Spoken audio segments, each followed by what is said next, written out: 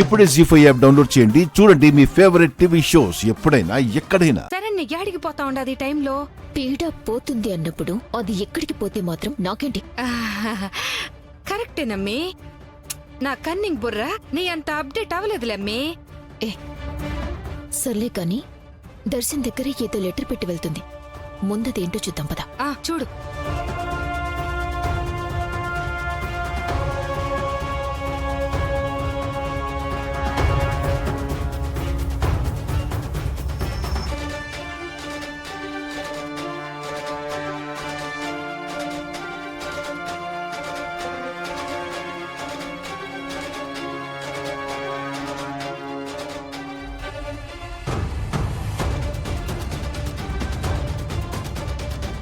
ఏందమ్మి అట్ట ఆగి సోతా ఉండవు? రైటింగ్ అర్థం కావట్లేదా ఏంది?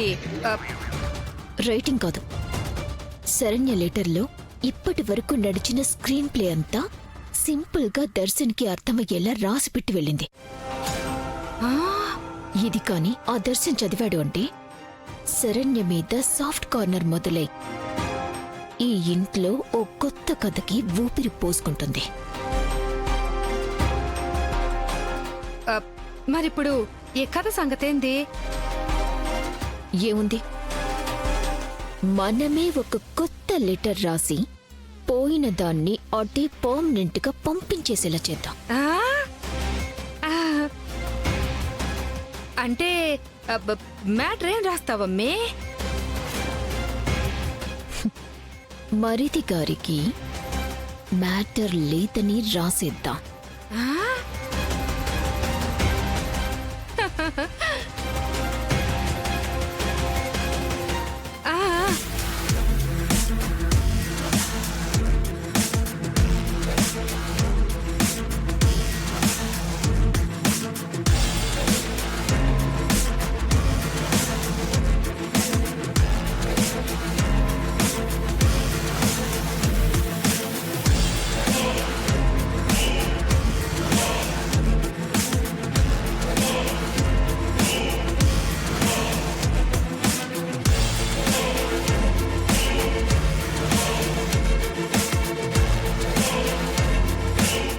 అక్కడ పెట్టేసే.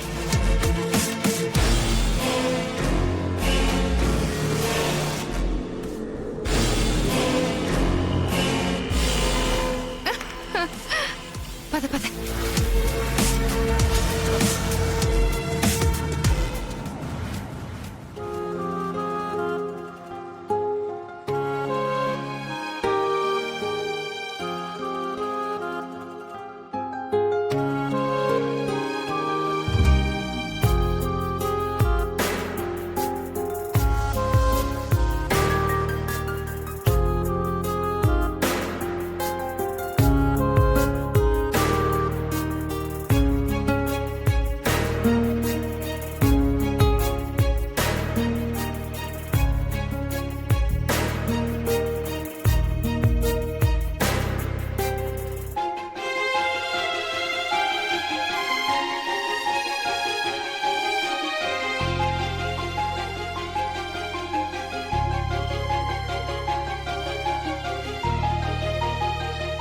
ఏమండి ఏమండి, మన శరణ్య వచ్చిందండి.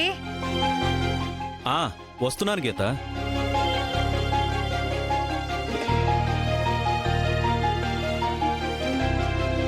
అమ్మ శరణ్య, ఎలా ఉన్నావమ్మా? ఒక్కదానివే వచ్చావేంటి? అల్లుడుగా రాలేదా?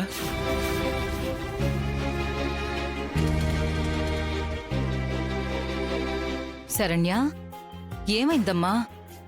ఏంటి అలా ఉన్నావు? ఒంట్లో బాలేదా?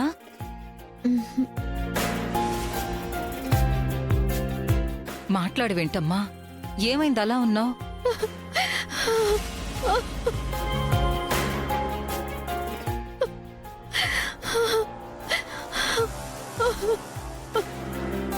అయ్యయ్యో, ఏమైందమ్మా?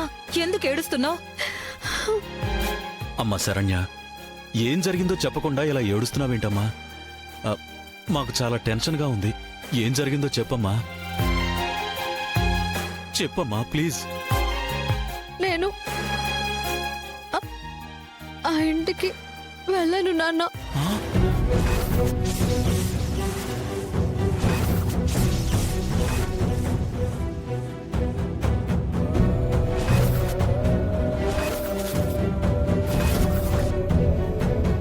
ఏం మాట్లాడుతున్నావు? ఆ ఇంటికి వెళ్ళనంటున్నావేంటమ్మా? అసలేమైంది? శరణ్య, ఆ ఇంట్లో కోడలుగా అడుగు పెట్టాలంటేనే అదృష్టం కావాలి. అలాంటిది నీకు దక్కిన అదృష్టాన్ని కాళ్ళదనుకుంటానంటున్నావు? తప్పమ్మా.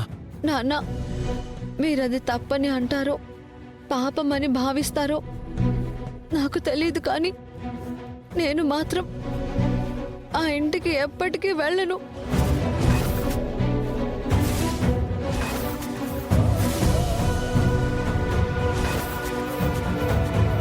ఆయనతో కాపురం చెయ్యలేను. ఏయ్, నీకేమైనా పిచ్చి పట్టిందా?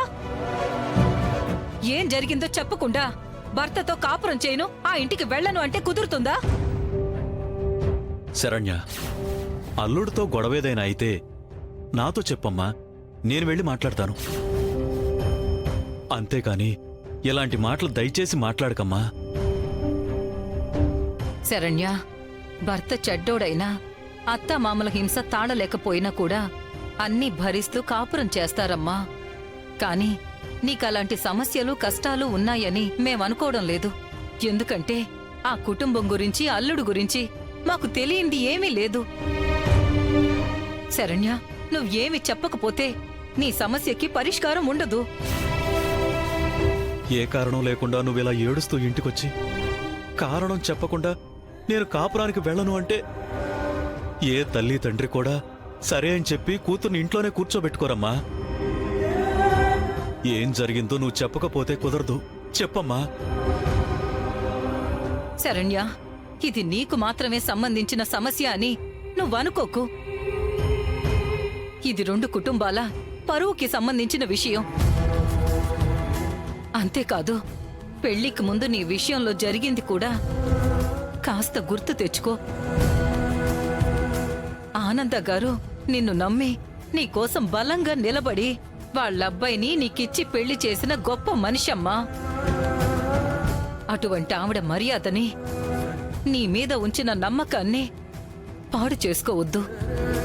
నేనంతా ఆలోచించే ఈ నిర్ణయం తీసుకున్నాను. ఇంకా నా నిర్ణయం మారదు. దయచేసి నన్ను ఇబ్బంది పెట్టకండి. శరణ్య, చెప్తుంటే నీకు అర్థం కావట్లేదా? గీత, నువ్వాగు. నేనే అనన్యకు ఫోన్ చేసి విషయం ఏంటో కనుక్కుంటాను.